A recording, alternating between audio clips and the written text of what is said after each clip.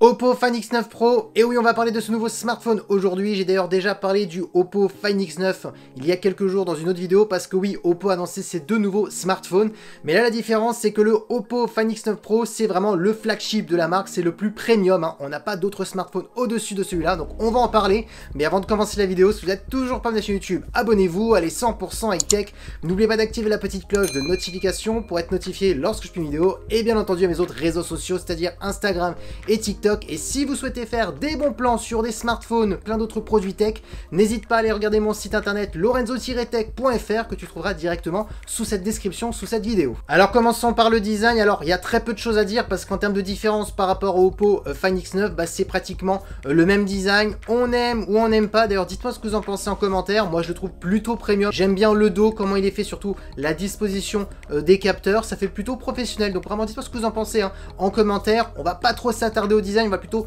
se concentrer sur les caractéristiques et notamment au niveau de la face avant. On a une diagonale de 6,78 pouces, donc une plus grande taille d'ailleurs comparée au Oppo Find X9, donc ça c'est intéressant pour ceux qui veulent des grands écrans. Et souvent quand on prend le smartphone le plus premium, on a hein, les plus grandes diagonales, hein. Si vous regardez pareil chez Samsung, Apple, Google, c'est un petit peu la même chose hein, chez tout le monde. Ensuite en termes de résolution, on est un peu plus au-dessus par rapport au Full HD+, écran AMOLED, un taux de rafraîchissement de 120 Hz, hein, une vraie dalle LTPO, donc on peut descendre de 1 Hz et monter jusqu'à 100 Hz, donc parfait hein, pour le gaming. Ensuite, l'écran peut monter jusqu'à 1800 nits, mais attention, en extérieur, ça peut monter jusqu'à 3600 nits, parce que oui, Oppo a donné plusieurs valeurs, du 800 nits en mode standard, du 1800 nits en mode max, et du 3600 nits max, c'est vraiment le mode ultra, mais quand on est vraiment dehors, en plein soleil. Donc oui, on peut le dire, on a un écran qui est extrêmement lumineux, et ensuite, hein, si vous aimez regarder des contenus multimédia, séries, films sur votre smartphone, hein, si vous avez un compte Disney+, Netflix, et bien vous avez de l'HDR, HDR10+, et Dolby Vision,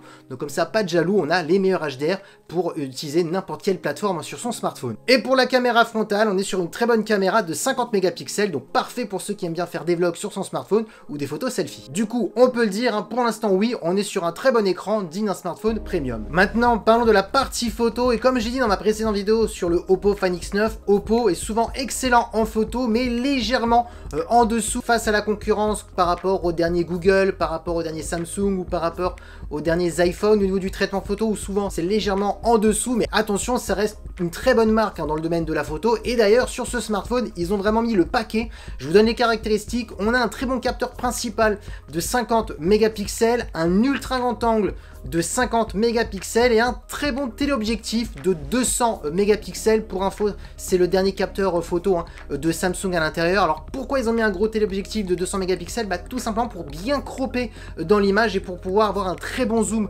numérique qui peut aller plutôt loin. Alors je vous donne d'abord le zoom optique. On peut zoomer jusqu'à x3 sans perte de qualité, donc ça c'est la première caractéristique la plus importante parce que du coup on perd pas en qualité. Et ensuite on a un zoom hybride jusqu'à x13. Donc là Oppo explique que même si on est sur un zoom hybride, donc entre optique numérique, eh bien la qualité est plus que convenable, donc on peut avoir de très beaux clichés.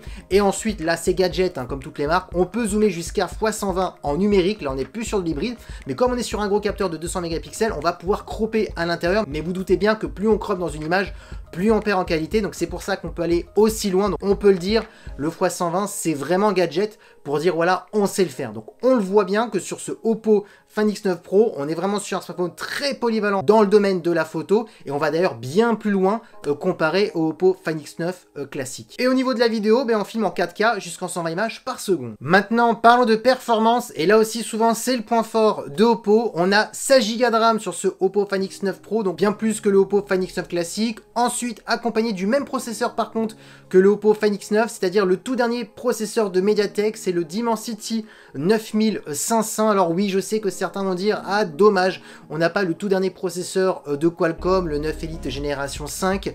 Oui, Oppo a choisi ce processeur peut-être par rapport au budget pour ce smartphone, parce que oui, hein, Qualcomm demande de plus en plus d'argent et donc du coup ça fait flamber un petit peu les prix hein, des smartphones et surtout cette année hein, pour 2025-2026, vous allez voir les prix vont augmenter pour tous les smartphones haut de gamme à cause de Qualcomm, ou sinon les marques vont baisser un petit petit peu certaines qualités de certains composants ailleurs pour pouvoir rester sur les mêmes tarifs habituels. Donc à mon avis c'est pour ça que Mediatek a choisi ce processeur, mais en tout cas dites-vous bien qu'avec ce processeur vous pourrez vraiment tout faire tourner, les derniers gros jeux vidéo comme Genshin Impact et Call of Duty Mobile. Ensuite, autre gros argument sur ce smartphone, et bien c'est comme le Oppo Find X9, on est sur des batteries en silicium carbone et donc du coup on a des smartphones pas trop épais et pourtant on a des grosses batteries, et là on est sur une plus grosse batterie d'ailleurs par rapport au Oppo Find X9, c'est ça aussi la différence entre les deux.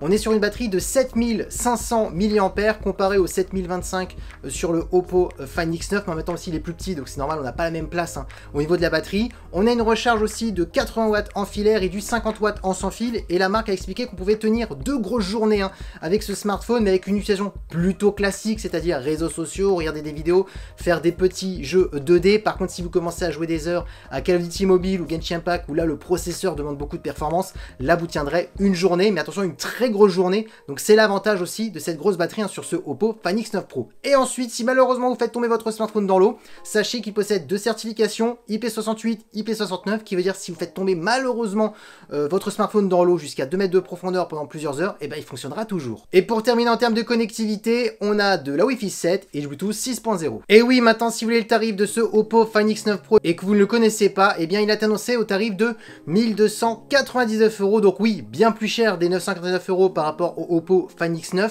mais en même temps là on est vraiment sur le flagship, vraiment le plus premium de Oppo. Alors quelles sont vraiment les différences qui justifient ce prix? Et bien la partie photo, le capteur principal qui est bien meilleur, le téléobjectif aussi de 200 mégapixels qui va bien plus loin en termes de zoom, en termes de qualité, parce que malgré que on peut zoomer jusqu'à x120 sur le téléobjectif de 50 mégapixels sur le Oppo Find X9, là on est sur un téléobjectif de 200 mégapixels, donc il y aura bien plus de détails. Pareil, le capteur principal est meilleur sur la version Pro. Ensuite, l'autonomie aussi est meilleure, la batterie est plus grosse, on est sur du 7500 comparé au 7000 classique. L'écran aussi est plus grand, donc tout ça, ça a un coût. C'est pour ça qu'il y a 300 € de différence entre les deux. On est vraiment sur le plus flagship. Maintenant, est-ce qu'il vaut son prix? La réponse est oui, parce que quand vous regardez vraiment la fiche technique, les caractéristiques, on voit vraiment une certaine polyvalence partout, photo, écran, performance, batterie, et on est sur les prix du moment pour n'importe quel smartphone. Maintenant, ce qu'il faut dire, c'est que c'est vrai que Oppo se fait un petit peu discret depuis que Oppo a quitté il y a 2 ans et demi. Oppo avait quitté le marché français, ensuite ils sont revenus, c'était pour des problèmes de brevet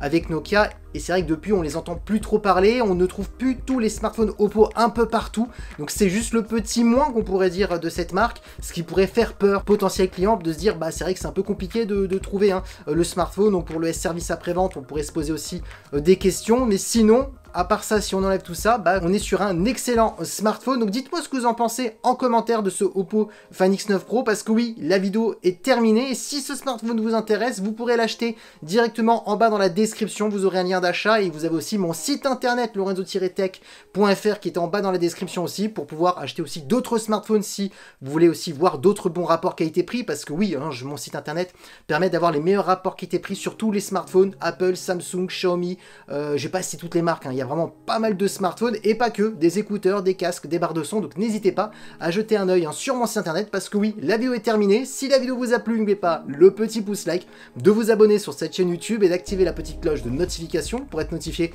lorsque je fais une vidéo, et bien entendu mes autres réseaux sociaux, Instagram et TikTok, surtout TikTok parce que je fais souvent des lives, 2 lives par semaine le mardi et le vendredi, donc n'hésitez pas à vous abonner. Sur ce, je vous dis à très bientôt, c'était Lorenzo High Tech, ciao.